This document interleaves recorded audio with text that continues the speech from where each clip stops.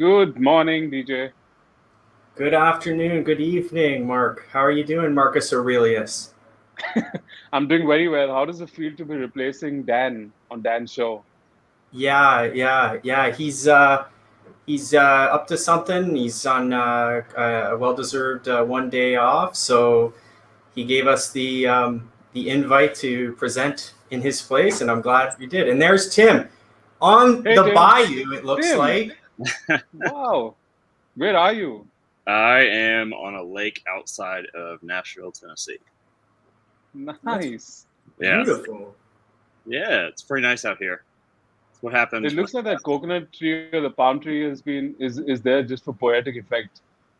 yeah, I mean, it's not a fruit producing palm tree, if that's a thing. ah, Well, okay. it's well placed in the shot. Oh, okay. Yeah, exactly.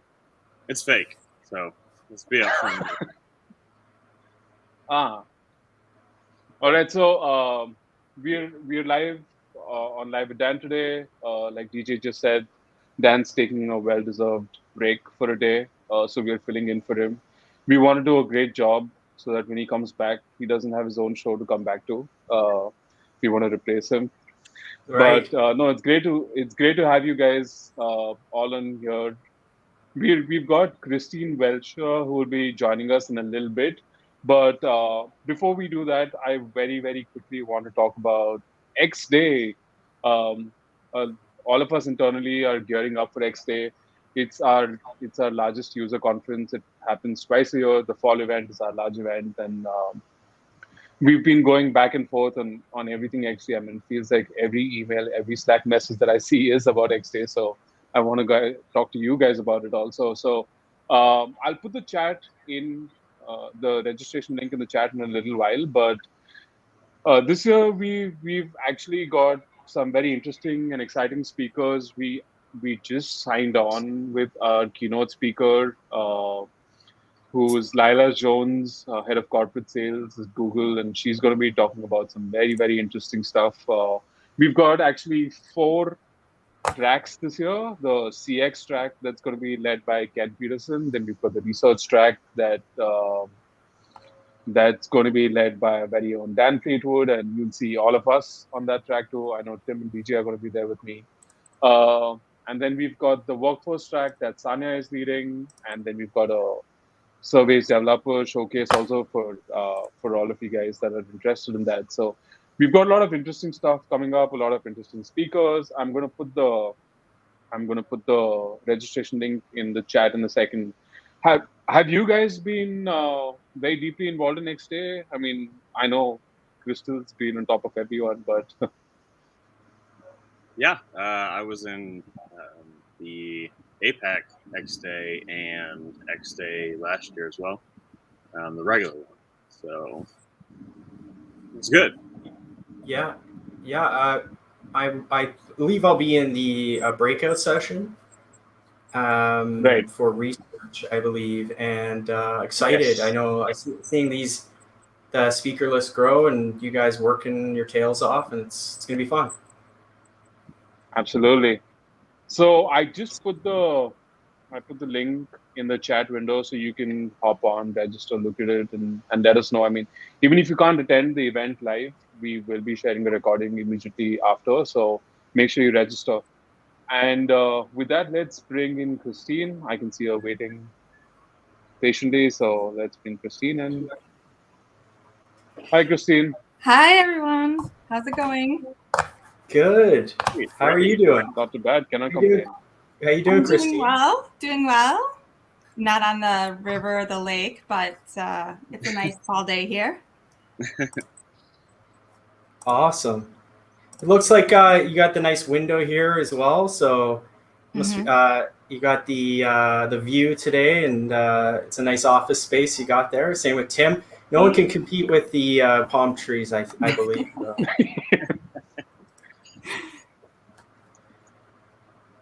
So, and whereabouts are you located, Christine?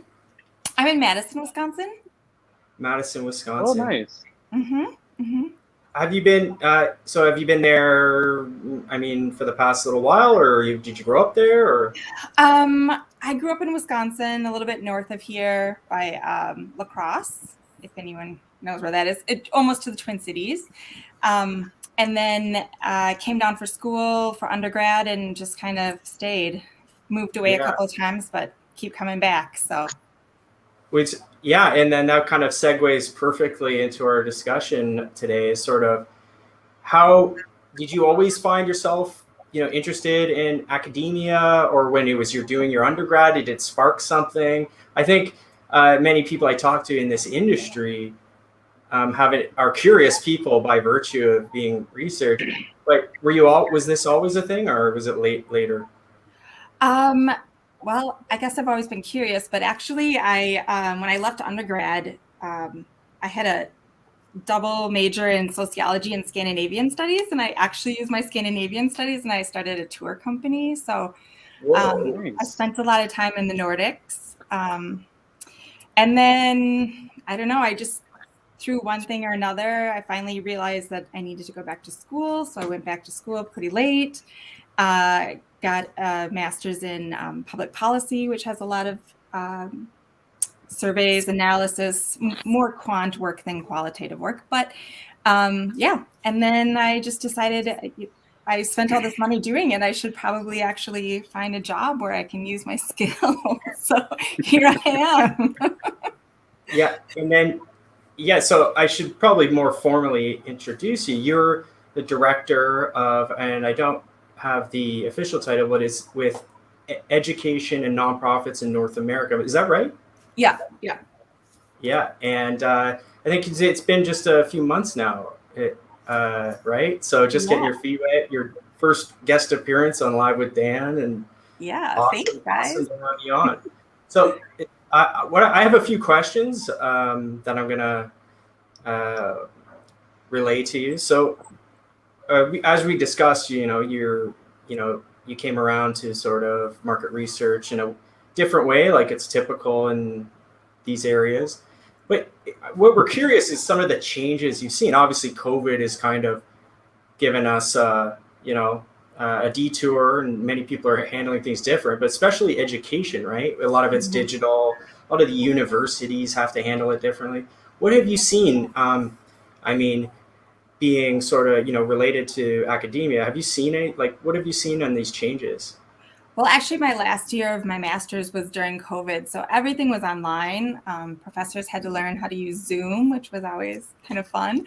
But really, the biggest changes as far as research is concerned is, a lot of my friends had to rewrite their IRBs, for example, to be able to do online research and to do online interviews and more surveys instead of, field work. So COVID has really kind of accelerated this whole push to a more digital online format for pretty much everything. Right. And I'm hearing, some of my friends, even the younger cohorts, how much of a challenge Zoom call, even wrangling us four together is a bit of a challenge. But you could imagine 30 under 10s, that would be a challenge. But in Canada, anyways, there is some spots that still have that full school being digital. Now, this is Tim's question, and it's always controversial with Tim, right? He always has to have. Yeah. So, what he asks is, do you feel post-secondary education? Do you think it's still needed to succeed in today's world? Yeah. So like I said, it was almost 20 years before I went back for my master's. And that was because I just felt like I had kind of hit a wall. There was, I wanted to be in this more research-based community. I wanted to be, looking for answers, looking for solutions. And I think if you don't have some sort of, piece of paper or some letters behind your name, it's really difficult for people to take you seriously. That being said, there are so many programs now that are more apprenticeship or, learning on the job. And with COVID, there's a huge push for corporations to kind of get rid of their traditional hiring schemes and to look for people with non-traditional backgrounds, more skill-based. So, it's really depends on what kind of a field or career you're looking for. But I think, if you want to be looked at as an expert in something, you either need to have the experience or you need to have the education. And that's. What do you think, Tim? Yeah, that's a great summation, and it shows that you're on top of your news. The articles that came out today. Yeah, we're gonna have some data points on it. Just like you said, a lot of the non-traditional companies that would usually require you to have a 4-year degree are developing apprenticeships. It's pretty interesting. Whenever I think of apprenticeships, I think of how Abraham Lincoln studied the law as an apprentice. But now you have to go to school to do that. I think Salesforce has a new cohort of 1,000 straight out of high school people that they're going to train to be trailhead leaders. Is that what they say? But anyways, it's just really interesting. I think that education is definitely necessary. The piece of paper seems to be important still. I'd say it is. And just to chime in here a bit, is I've done a few courses online, and I was skeptical at the start, saying, there's no way they can replicate, being inside the class itself and keeping you on track, making you do your chores, so to speak. But after, there's ways that they can incentivize and keep you on track and complete the task. And I've done a few now, and I think I guess with the necessity of doing it, they've been able to turn online. And so I think to the point is sort of, is it necessary for post-secondary education? I think that merging into digital platforms is going to be important, but they're getting better as they need to. And it might be the future where all of us or all of our, the younger cohorts are getting their degrees online. Yeah. When was the last time you took an online class, Dan?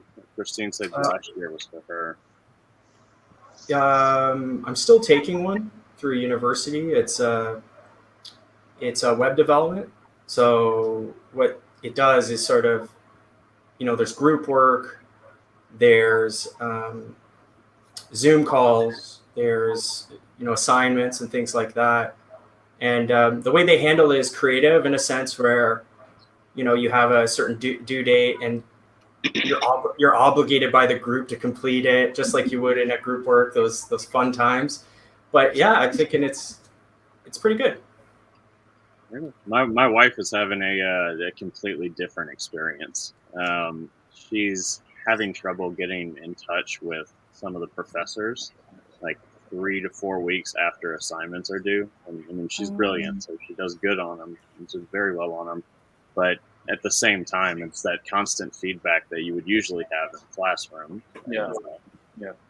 There was. Did you read that article about that professor who had passed away? That they had recorded all of his lectures and still had him teaching the class. Not what? Right. I'm not going to talk any more about it, but we can drop the link later. Okay. Sure. There's an interesting comment also I want to display. So this is what Crystal says. Oh, California. That's how the Kardashians getting their law degrees. That makes sense. So Christine, that kind of brings me to the initiatives you're working on, and it is remote or digital, and it's a way to engage with students. And just to go over, there's an award going to be provided to QuestionPro users that are students. And I will let Christine kind of go the overview, but it's something we're doing here for engagement. And take it away. Yeah. Well, I mean, as anyone who's ever been a student or is a student knows, it's always wonderful to get some notoriety for the work that you're doing and to get that out there, just to build your CV. So we decided that was something we wanted to roll out here at QuestionPro. We've done it'll be our inaugural award in 2022. The link will be up shortly, but basically we're calling it the QuestionPro Academic Research Award. And what we want to do is, we want to see the research that you're doing. We want to understand more of how you're using QuestionPro. We want to be able to share that with other people. It'll be a 3-round competition. So the first round, everyone can apply. The second round, we'll pick 10 people. And then from those 10 people, we'll pick 3 people. And those 3 people will present on a live event on our channel, something like this. And then it'll be a combination of a panel from QuestionPro doing the judging as well as live judging from their peers. So there'll be some interaction questions, and then they can, kind of rank the 3 finalists. Nice. Right. Yeah. Yeah. It's an exciting opportunity to see some of this research, and it's our first go, and I think it will obviously play out maybe more refined or something in the next 2 or 3 years. But I think it's a good opportunity to start activating our student users, right? Yeah. I mean, and there's just so many different fields, and the more I'm getting to know the universities and talking to people there, everything from business to economics to the social sciences to even, the humanities are using it just for basic feedback on programs that they're using. So it'll be really exciting to see all the different ways that people are using our software to be able to complete their research. Exactly. Awesome. I think it's a great summary. Mark, is there sort of anything that you else want to talk to before we get into the data points? And Christine's going to hang out. I actually do, and I'm glad you asked me that. So I know Christine, and we've been talking about academics and universities, but you're also obviously leading some of the nonprofit initiatives at QuestionPro, right? So do you want to talk a little bit about that? I know we've been doing that for a while, and we've got a special license, but have you worked on anything interesting, and is there anything interesting that's coming up in the future? I mean, I didn't mean to put you on the spot, but I think it'd be a great way to. I guess right now, I'm just kind of getting a handle on where we are with the nonprofit sector. We do have a special license now for nonprofits exclusively, Right. which they can get for free if they just kind of put something on the website that they're using our software. Otherwise, the advanced products that we offer are 50% off.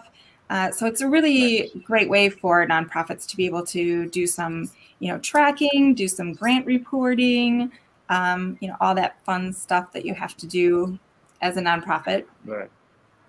Right. I've actually seen some very, very interesting studies that we've done, and we used to do the section about case studies with our nonprofit partners in the past. We've done some very, very interesting work. I can't wait to see how nonprofits are leveraging our research license to get a lot more done and see what's coming up in that. So, yeah, I'm excited to get more information. Yeah, awesome. Absolutely. So, Mark, I think with that, I think we can go on to our other section. Is that cool? Yes, absolutely. Let's put Tim on the spot with his data points. Tim, let's go, buddy. All right, so these are all the ones that Dan would veto. So let's look at them. Sharing my screen.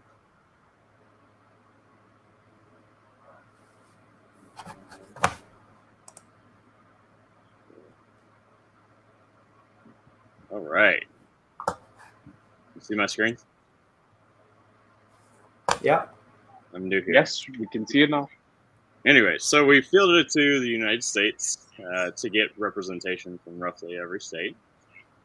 The first question, Christine got it. Many companies are waiving the requirement of having a college degree in favor of apprenticeship programs. Do you believe this is a short-term experiment or a practice that is here to stay? Pretty much split down the middle, but people think it's here to stay. Yeah, that's crazy. We really didn't talk about that. So anyways, on to stuff that Dan doesn't like. In your opinion, what is the worst state in the United States? Ooh. Wow. Just screen them. Yeah. Oh, Cali's getting beat up. Wow.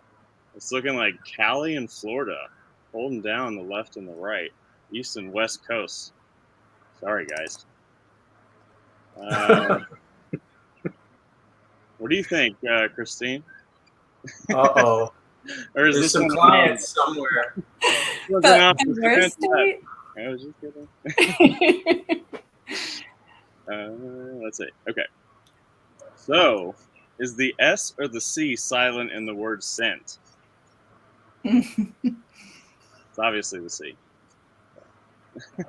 Oh, If you were to eat yourself... I said it out in my head 2 times. Did you? What did you come Just up to be with? sure. I was like, I was going to say C and... Yeah. Ooh. but I just got confused for a second, though. Yeah, well, it's the same as scent. If you take the C out, as in like sent a letter. Yeah. I'm saying But I guess that's just, if you take the S away, it's sent, as in the currency. There are no right or wrong answers here. That's why we ask the people. So, if you were to eat yourself, would you become twice as big, or will you completely disappear? 70% said you'll disappear, which is important question, right? Yeah, I mean, this is what the people are wondering. This is what Insights is all about. You know what? Christine's not been on the show before, so we should ask Christine about all of these questions so that Christine, she what do can you advocate think? for Live with Dan for next time. Well, I guess you disappear if you ate yourself. Yeah, that's what I'm going with too. I think everything disappears, right? Yeah. We want to get okay. All right. If you pinch yourself and it hurts, what will that make you? Does it make you weak, or does that make you strong? What do you, DJ? What do you think? I'm a strong pincher for sure. Do you have a low pain tolerance? Well, fun fact, yeah, I do. I think DJ wanted to say a lot more. I'm in but pain then right decided, now. You know what? Not for this show. Tim, where do you come up with these questions? I don't know, man. I don't sleep very often, and this is the stuff that keeps me up at night. I'm just kidding. A lot of it comes from my head, and a lot of it comes from the internet. They got a lot of crazy places on the internet. So I have a lot of inspiration. So, awesome. All right, we got Tim, you want to actually talk about this sample for a second before we get into the next question? So you want to talk to us about where this was getting fielded and the responses that we're getting? I mean, I know you said it's nationally representative, right? But are we feeding this to our proprietary panel, or what are we doing? We're actually fielding this to 15 different panels at the moment to avoid single panel composition bias as well as single panel sampling bias. What that looks like is, you're not recruiting the same people in the same way. You're not getting the same people from the same walks of life. You're not getting only people that play Candy Crush or only people that read the New York Times. It's through an integration we have with Slack that you're able to get your hands on. Nice. It's called Instant Answers. I'm not supposed to plug stuff, but there it is. So if you're ever up at 3 a.m., which I was, and you have to know if you pinch yourself and it hurts, what does that make you, weak or strong? You can ask it. You can get the answer within an hour. That's awesome. All right, next one. Did you enjoy this short survey? I don't know. I think that's kind of fair. I was hoping that I was thinking it was going to be more like 50-50. If you don't set a clear topic and follow all the rules that Christine and Dan and Mark know, people get upset about that. So I don't know. I don't want to know those people. What do you guys think? Neither do I. Yeah, can you follow up with the no's? I'd like to maybe do some qualitative interviewing with them. Yeah, we're gonna run a recontact on them and then kick them out of their respective panels. Of the panel, yeah. That's cool. Is that the last one, I think?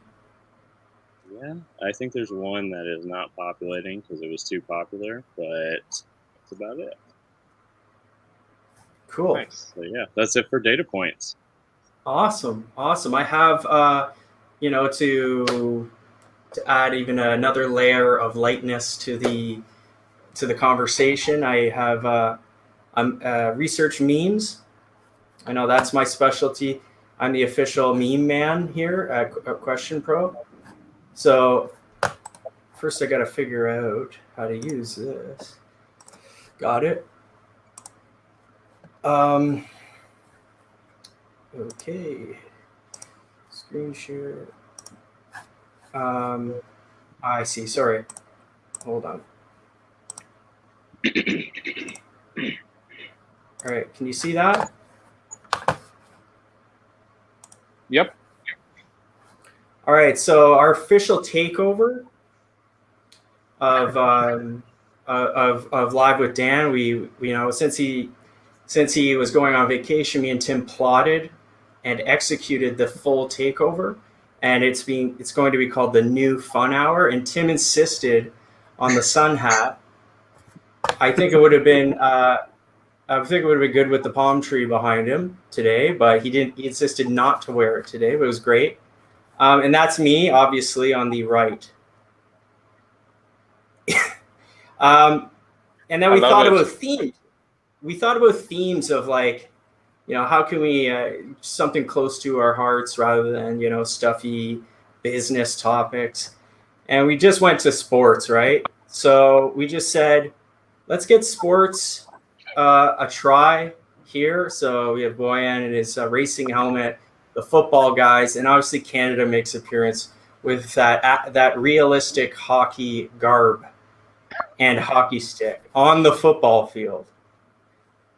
And then, but Tim mentioned no, his heart is still in sample, so I had to round it out and end with the meme that his cost can sometimes, if you talk to him, it can get really low, and he can help you out.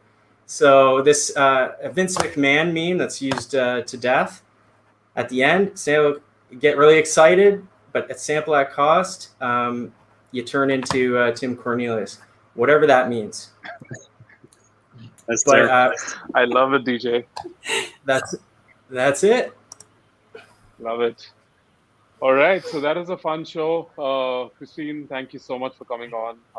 I'm sure people would love to hear more about what you have planned for us and QuestionPro and academicians in general.